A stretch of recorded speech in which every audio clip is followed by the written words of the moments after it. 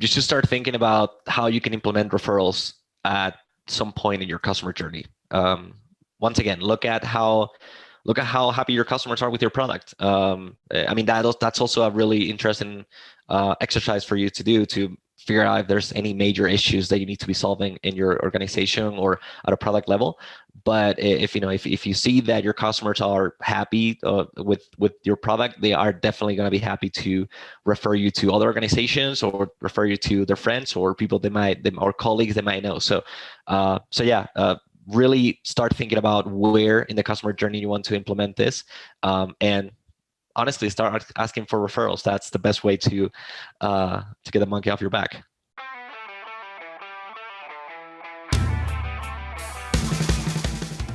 Welcome to the B2B Digital Marketer Podcast, a podcast helping you to end your struggle with digital marketing, helping you to pave a new and better path to target and capture your ideal customer. Each week, we teach you how insiders and experts debunk the dreary and become engines of innovation. Now, here's your host, Jim Rembach.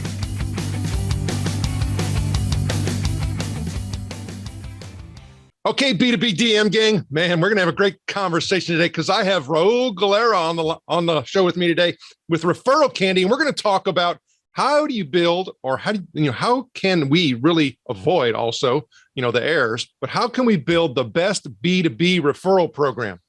Raul, welcome. Thank you so much for having me. I'm looking forward to our conversation because we're going to hit into those do's and don'ts and really cover things that people even don't think about because of the experience that you've garnered over the past decade by creating these types of programs. But before we get into that, if you could share with the B2B DM gang a little bit about your background and how that's going to add value to what we learned today. Yeah, absolutely. So for the past 5 years, I've been working at Referral Candy as the partner manager, which means that I oversee all of the collaborations that we have with other companies in the e-commerce space. So that agencies, other tech companies, tech platforms, and media companies as well. So what we do at Referral Candy is that we allow businesses to set up and run customer referral programs. Our tool is mostly designed for e-commerce, but the reality is that we've seen quite a number of B2B companies also using it to run their own referral programs as well. So yeah, hopefully that'll help shed some light on what referral programs are like. Yeah, and jokingly before we started recording, I said, it's kind of interesting how oftentimes we don't look at things in other parts of the economy or marketplace and borrow those ideas. But the funny thing is that last time I checked, whether we're a consumer for ourselves or whether we're a consumer for a business, we're still human, right? Yep. Exactly. I mean, yeah, that's the bottom line at the end of the day. And also, referral marketing comes from word of mouth, which is probably the oldest form of advertising that exists. So yeah, it all comes down to psychology and how we share, how we perceive things, and how we trust others as well. So yeah. So I dare to say, talking about doing this work for so long and talking about the human element, that you've seen some common things that people may believe that in fact will actually undermine and constrict the success that they want from a referral program or what it can deliver. So what are some of the common things that people end up doing that they should not be doing? Yeah, that's a great question. One thing that I could point several kind of individual mistakes, but one thing that in my opinion kind of englobes all of this is not understanding your customers, or not knowing your customers enough, or which it might be worse in my opinion, is even though you know what your customers want and what they're incentivized by, you're not running a referral program that speaks to them. So one very common mistake that I see is companies that run referral programs or affiliate programs in which, for example, they make it really hard for their customers to get rewarded. So let's say that you have to perform several actions, which might be like referring 5 different friends or 5 different businesses, and then each one of them has to perform one particular action, which could be like spending X amount of dollars, and then each one of those transactions need to be verified, whatever it is. but making your customers jump through hoops to be able to get maybe a big reward, and maybe it's actually worth it at the end of the day. But the fact that you're making your customers or your advocates going through all those different hoops to be able to get that reward, it can get frustrating at the end of the day. If you're making it work really hard for something that they may or may not achieve. So you might get to a point where you're making your customers frustrated because they love your product, they want to refer, they want to go out and get more business to you, but at the end of the day, you're not making it easy for them. So kind of like that, the other side of that would be what I typically recommend companies when they're thinking about running a referral program is that it's better to offer a small reward but often, or make it easy for them to achieve it, than getting all these kind of like big reward at the end of the journey. It might seem like when you have kind of like a shiny reward, like a big cash prize or something, that can sound exciting and incentivizing for companies, and say like, look, we have this great program, look at how generous we're being, but at the end of the day, it might be counterproductive if you're not making it achievable for those that are actually participating in the program. As you say that, I start thinking about going back to, hey, we're all human. We do know that oftentimes we have to separate things out into multiple steps and have little celebrations all along the way in order to encourage and get people into the process to where they may also be saying, well, you know what, I'm halfway there, I might as well finish. Yeah, exactly. I mean, it's just a matter of like all these little accomplishments, like maybe break it down into different milestones. But again, like the gratification, it doesn't have to be instant, but it has to be pretty close to instant gratification, because that's what we're used to these days. Well, and as you say that, I start thinking about if we now align thinking about that gratification element. If we think about how do we actually deliver more instant gratification, it's not by delivering the mega thing. Yeah, okay. Exactly. It's about giving something smaller, but making the other person understand that they have received something. They've been rewarded for what they've done. Now, a lot of people may say, well, what you're talking about is just gamifying or using gamification. But to me, it's a little bit more and deeper than that. So if you start talking about what people may see as gaming or gamifying, what are some of the traps with gamification? That's a really good question. I would say that probably one of the traps of gamification, in my opinion, is making it too ambiguous, or maybe giving too many options to your advocates. Or I'll give one particular example.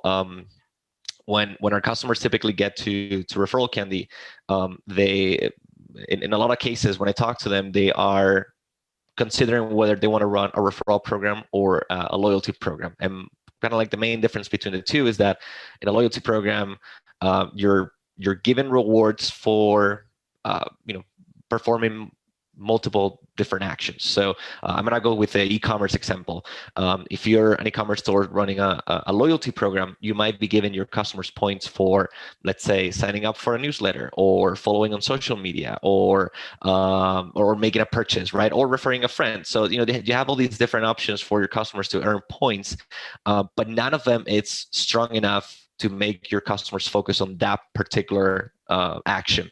Referral programs, on the other hand, only reward customers when they refer a friend. So it's pretty straightforward what you want your customers to do. You want your customers to refer their friends, to get you new business, and they might get rewarded with a discount on a future purchase. So you're also incentivizing your customers to come back and buy from you again. But the kind of like the scope of activities that your customers can do to get rewarded, it's pretty narrow. It's refer a friend.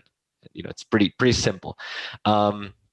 So that's one thing that I've seen some brands struggle with, and we've actually had a number of businesses coming to Referral Candy after running a loyalty program, because they thought that the loyalty program wasn't getting them where they wanted to be, and it was because of all these multiple options they were offering their customers. So sometimes having too many options might be counterproductive, and we need a little focus at the end of the day. We need to understand, the same way that when we're crafting a marketing email, we want to make sure that the call to action is very clear. What do you want the reader to do with this email? Is it to reply? Is it to sign up? Is it to book a call? Whatever it is. With referral programs, also very, very, it's very similar. It's what do you want your customers to do? Make sure they understand what they need to do, what the next step is, and what's in it for them. Okay, so we talked about small and micro, types of recognition and being able to help people all along the way. Talked about too many options when we start talking about referral versus loyalty, and also talking about that gamification. What else? One of the things that customers kind of need to keep in mind is that we are and this applies to all industries in my opinion. One of the main reasons why some referral programs end up not working, it's because of lack of promotion. That's something I cannot really stress enough when I talk to merchants, is that there's not enough promotion that you can do to promote your program. And it's a tricky subject for companies, because a lot of times they feel violent asking for a referral, right? Like they have customers, and they don't want to bother them, and they feel like by asking them to refer them to other businesses or to other friends, they're asking for too much. But the reality is that word of mouth is the oldest form of advertising. Referring, giving recommendations, giving referrals is something that we do on a regular basis. And if you're an established business, whatever industry you're in, you're likely already getting referrals from your existing customers, just because your customers are talking to people in the same industry or talking to friends about what they do, about what they purchase. I mean, anybody that's listening right now can probably remember the last time that somebody recommended a restaurant or a holiday destination or a product, whatever it is. We are surrounded by these referrals, and so not being shy about asking for referrals. It's something that I absolutely recommend companies to start thinking about. Establish it put it in your customer funnel for maybe like after your customers reach some sort of milestone as a customer, hit them with that referral email, ask them to start referring you to their friends and family. So. And then on top of that, make sure that your customers are reminded about the program, because the reality is that we're surrounded by content marketing and ads. There's lots of different organizations that want our attention. So don't hesitate to ask your customers multiple times, maybe in different channels. Create some sort of cadence that makes sense, but make sure that they are constantly reminded about the existence of the referral program, what they can get out of it themselves, and also what other people can get out of it. So if they're referring their friends, what are their friends getting out of it? That sometimes is a very interesting way of kind of like framing it, not necessarily just in the way of what you can get yourself, what's the commission for you, but also what you can give to other people. Well, as you're talking, I start thinking about how we help to skill or create skills in people who are responsible for either selling to or even servicing or managing the account. Is we probably don't train them very well on how to actually ask for a referral, or ask for some type of even mention, or quite frankly even feedback, because we use words, especially in the B2B world, like testimonial. Well, to me, that scares the heck out of people. Also, it's a situation where they may sit there and say, well, I would, but I don't know what to say. Right. So how do we fix that problem? That's a great question. I mean, the testimonial part, I mean, again, if you have a happy customer, they, if they're happy with your product or your service and they're paying for it and they've been with you for a while, there shouldn't be any fear in asking them for a testimonial, but I really understand, because a testimonial might be kind of like the first step before asking for a referral. It's like, are you happy? Okay, great. Are you willing to let people know that you're happy? Okay, great. Well, are you willing to like be our ambassador in any way? So yeah, that's I totally understand that. I mean, I think that the kind of like the only way to get to get out of that fear is to actually go and do it. You'll be surprised how many businesses are really hesitant about running referral programs and asking their customers for referrals until they do it.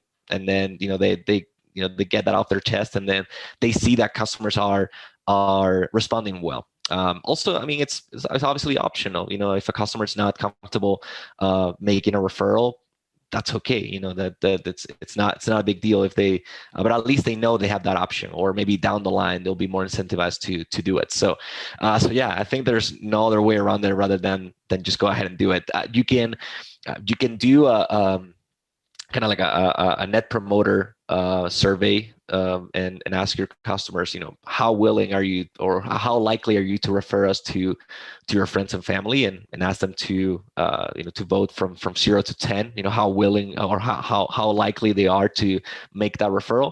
And that can give you a little bit of an estimation of how your referral program is going to work. But honestly, you don't need a net promoter score if you know how happy your customers are. If your customers are happy, your referral program is going to work well. Now, if you have issues on at the product level or the service level, or customer support level, then it might not be the right time, because you haven't achieved that customer satisfaction, which is the number one piece of any successful referral programs. Well, and as you're talking, I start thinking about my many years spent measuring the customer experience in more of a B2C type of environment. Is that some of those things are quite transactional. NPS surveys, CSI, customer satisfaction index scores, and talking about customer effort scores. Those are a little bit more consumer type of measurements, but we can leverage at least the concept and even some of the processes when we even start talking about B2B high touch, types of relationships, because we're more intimate and should be more intimate and deeper and connected with our customer and know more about them if we're talking about B2B. If we fall into the transactional trap, we kind of push them away. So, but I think the concept of net promoter can be something that we can look at from a couple different lenses. So one being is, well, maybe I'm asking them for things that we could do better first, right? Because I think a lot of times when we ask things about, how do we improve our services, sometimes people will come back and say, oh, you're doing great. Yeah. Right. And it opens a door for you. And so therefore you can start asking questions in that vein, right? And start following that path. It has to be more conversational. So have you seen from a psychology perspective, because I also see this here as well, people will refute NPS scores, right? Well, that's, whatever. There's a lot of ways that people, if you look at the original research on NPS and how it was founded, it's a 0 to 10 scale. They will, when we say bastardize it and make it a 1 to 5. Well, that's not really, part of the NPS research. So there's a whole lot of, caveats associated with doing proper research. However, the qualitative insights and information, that's priceless. Yeah. So how are you actually encouraging people to be able to capture that qualitative information versus just the quantitative? Yeah, no, that's crucial. So, I mean, like you said, like the it's more about kind of like the quality of that feedback that you're getting from your customers. And honestly, that's, if you're a business owner, you probably know how your customers feel. And if you don't know, you just need to talk to your customer support team and figure it out. What are the most common complaints that you're getting from your team. At the end of the day, like I said, the bottom line for any successful referral program is to have a great product or a great service, a great customer experience. Like, make sure that your customers are happy with what they're doing throughout the whole purchase process. And then also you have, and even if something goes wrong, you have a great customer support team that's able to step in and fix the problem for them. So, customer satisfaction, that's literally the number one thing for any successful referral program. If your customers are not happy with what they're doing, then they're definitely not going to be happy referring other people, because when we talk about referral programs, the majority of the cases, we're talking about people who are referring their friends and family. Nobody would recommend a bad restaurant or a bad book or a bad hotel to somebody they care about, because they don't want them to go through the same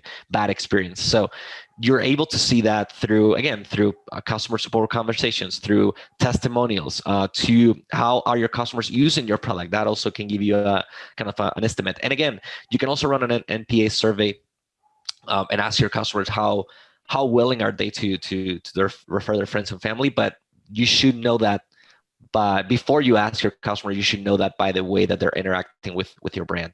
And then one more thing about NPA surveys as well, is that there's a really big difference, and this is, again, we're kind of going back to psychology a little bit. There's a really big difference between what people say they're going to do and what they actually end up doing.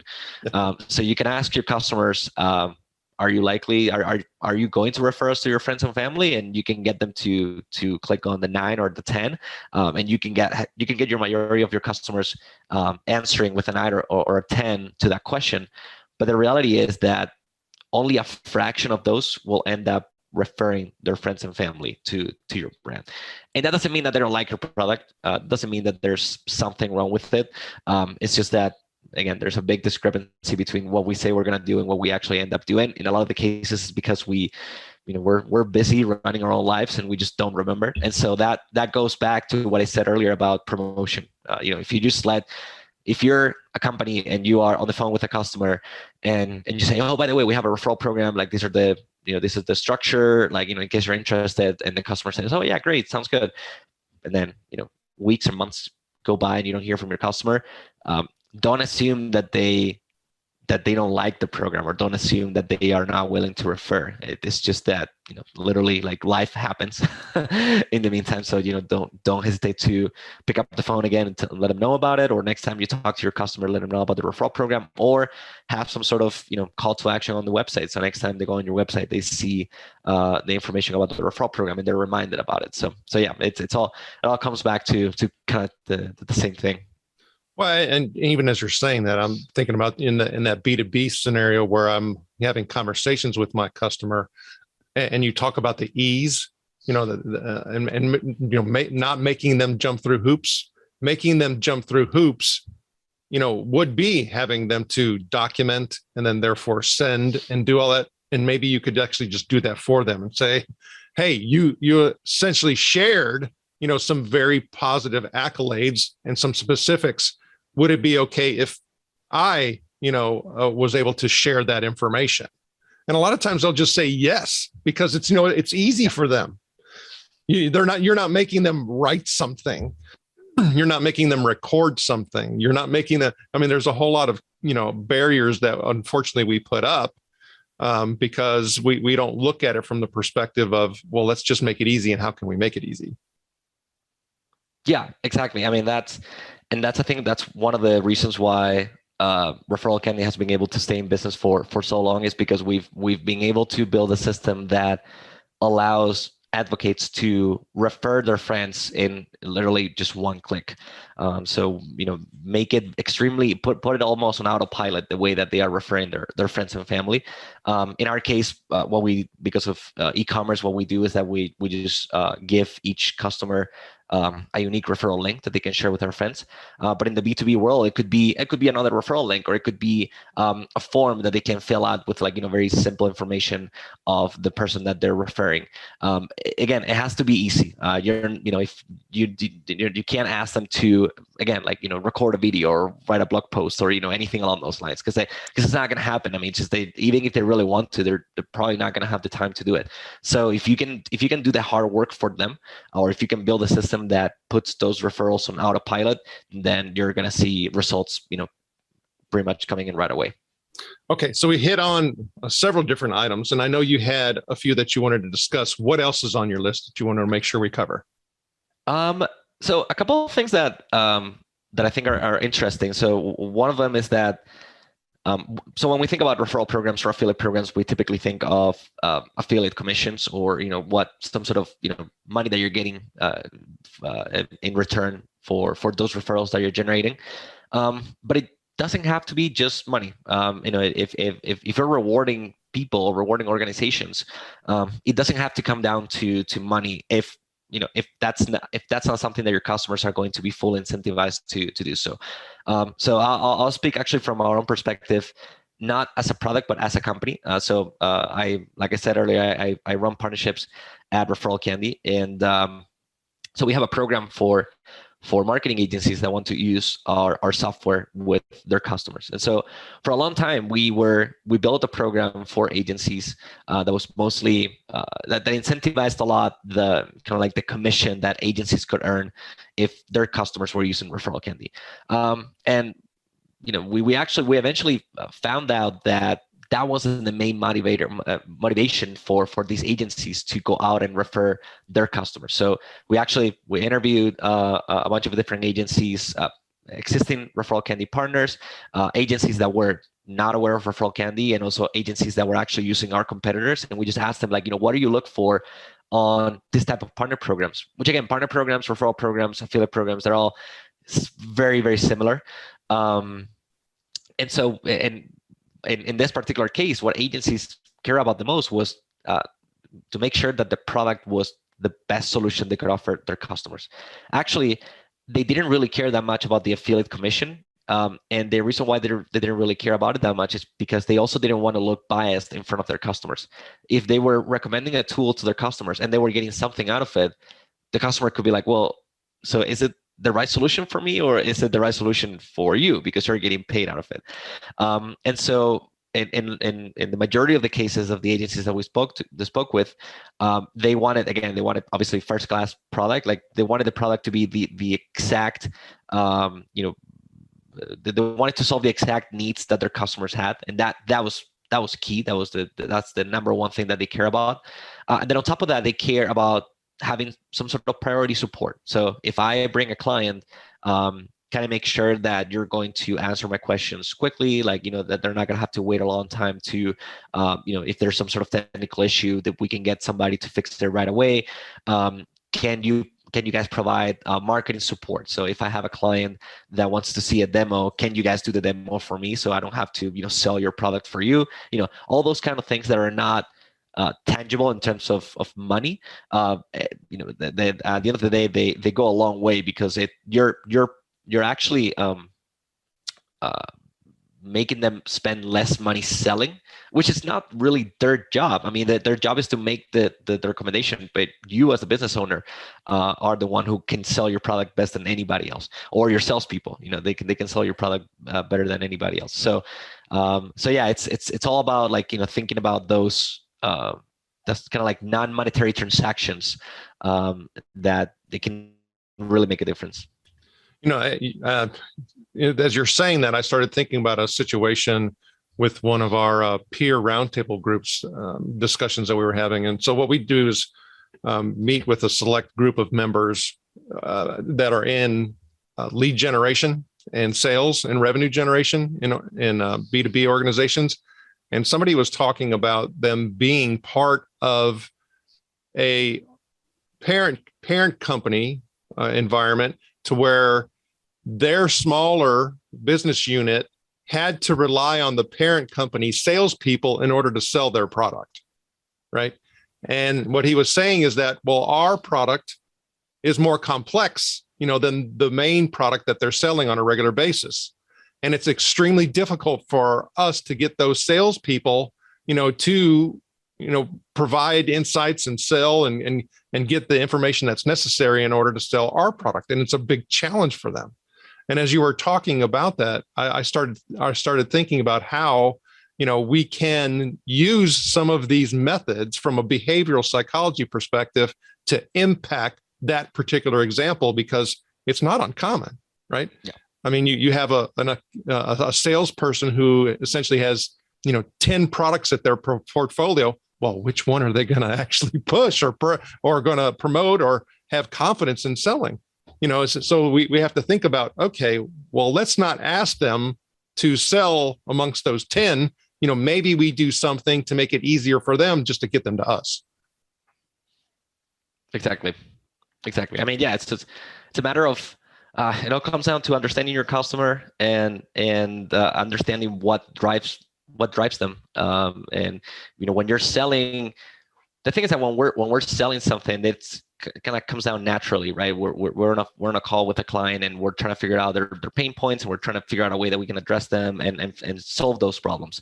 But once they are a customer, we kind of forget about that, and we kind of forget that the fact that we're still dealing with somebody that might have problems, and that if we're asking them to refer somebody or to bring us new businesses, which at the end of the day, we're asking them to become our salespeople, we need to kind of reverse the roles here. So like, how can we make it easy for you to refer other organizations or refer your friends? So yeah, it's kind of funny how we can forget about the human aspect and the psychology aspect just because we're talking with somebody that's in a different stage of the sales funnel. Well, even, I also start thinking about this whole time constraint issue. Like, kind of jokingly say, last time I checked, we're all human. But the last time I checked, we're all working on the same 24-hour clock as well.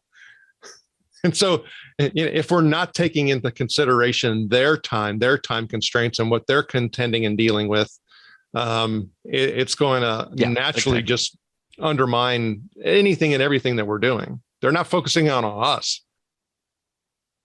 So what else is on your list in regards to things that we need to make sure we pay attention to and possibly avoid? Yeah, so I would say that kind of one last thing to think about, and it's pretty similar to what I just mentioned about, doesn't have to be cash. Think about what your customers actually want to get rewarded with. Also think about, again, we're all humans. So think about how we feel when we give something to somebody. Something that I've always been really interested in learning more about, and we actually have a number of customers that have gone with this strategy, is companies are running referral programs in which the friend or new customer gets a higher reward or a higher incentive to buy than the existing customer. So let's put it this way. So if you're running a referral program, we typically think of give 10% off, get 10% off, right? So I share my referral link with you. You're going to get 10% off your first purchase, and then I'm going to get another 10% off just because I was able to make a referral. But what if I offer you a 50% discount, and maybe I get 10%, or maybe I get $10, or maybe I get nothing? And you'll be surprised how many referral programs actually work really well, just because if I'm having a conversation with you, and maybe I told you about this product that I just bought and that I'm really enjoying, or maybe you tell me that you're in the market for a solution that I happen to know about, and I'm happen to know that they have a referral program. If I share my link with you, I'm already incentivized to share my link with you, even if I don't get anything about it, because it just feels good to do something nice for other people. And so, yeah, I've seen referral programs in which the friend might get maybe the first product for free, or like they might get like a 70%, 50% discount on the first purchase, and then the existing customer might get something little, but because they know of the relationship that these customers have with the people they're referring, that they're able to adjust the rewards very well, because they know that sometimes we're more incentivized about the act of giving rather than whatever commission we can get out of it. And that's counterintuitive, right? Yeah. So that I would dare to say, and like with many different things in regards to marketing and sales, we have to allow or allot, for testing, trying things out. And if you look at, the whole testing of some of these programs that you're running and that you develop and you design, how much percentage of allotment of effort and activity do you put into testing things that are new? Like I said, it's all about understanding your customers. So if you know what your customers are incentivized by, you can probably figure it out a way to to set up a structure that makes sense for your customers, pretty much right away. But there's always allow room for experimentation and play with the rewards. And also, for example, the situation that I just mentioned about like giving more to the friend rather than the existing customer that's making the recommendation, or the advocate, as we call them. That only works with certain type of people and certain type of companies. So, if you're running an affiliate program and you are rewarding, content creators that are, going maybe on YouTube or using their platforms to create content about your product, obviously they're not, the people they're referring, they don't even have a relationship with those people. They're not their friends. They might be readers, or they might be subscribed to the YouTube channel, or whatever it is. So, but they don't have that personal connection that it's going to incentivize them enough to not to get something out of the referral program. So like I said, it works really well. Again, once you know your customers, and once you know where they hang out, what kind of incentives they're driven by, and that really plays an important role. But yeah, testing, it's always crucial. Well, I think things kind of come full circle, going back to the whole, hey, we're all humans, aren't we? Is that if we're not improving our emotional intelligence, overall about our customers and even about our organization and how it fits into the culture and how it fits into the marketplace, we're putting ourselves as already in a hole in regards to getting to the path for success. Okay, so if I was a B2B digital marketer, I'm in B2B sales, and I'm in B2B revenue generation, and I'm looking at you had talked about all three aspects of a client relationship, meaning the sales process, which is marketing, and the servicing and the whole retention piece is. What should I be thinking about right now if I was in, a marketing, a sales, or revenue role? You should start thinking about how you can implement referrals at some point in your customer journey. Once again, look at how happy your customers are with your product. That's also a really interesting exercise for you to do, to figure out if there's any major issues that you need to be solving in your organization or at a product level. But if you see that your customers are happy with your product, they are definitely going to be happy to refer you to other organizations, or refer you to their friends or people or colleagues they might know. So really start thinking about where in the customer journey you want to implement this, and honestly, start asking for referrals. That's the best way to get the monkey off your back. Well, I would also say that a lot of the things that you may capture from this particular process could also be used, in that front end sales activity, where it's maybe not even that customer who is doing the referring, but yet kind of they are, in a distanced way or a supporting way. So you can use those. Yeah. Oh, no, absolutely. I mean, again, just once again, try to understand what drives your customers. If they, or by the time they're not even customers, when they're just leads and you're talking to them, like, you are assessing their motivations, and you're assessing the reason why they're there. So you can always leverage that again at any point of the funnel. So yeah, absolutely. Raul Galera, thanks for sharing your knowledge, wisdom. How does the B2B DM gang get in touch with you? My email works really well. I'm always happy to continue the conversation there. That's Raul G, so RAULG @referralcandy.com, or just referralcandy.com, and they can learn more about us. Raul Galera, thank you, and I appreciate you, and we wish you the very best. Thank you. Thanks for having me.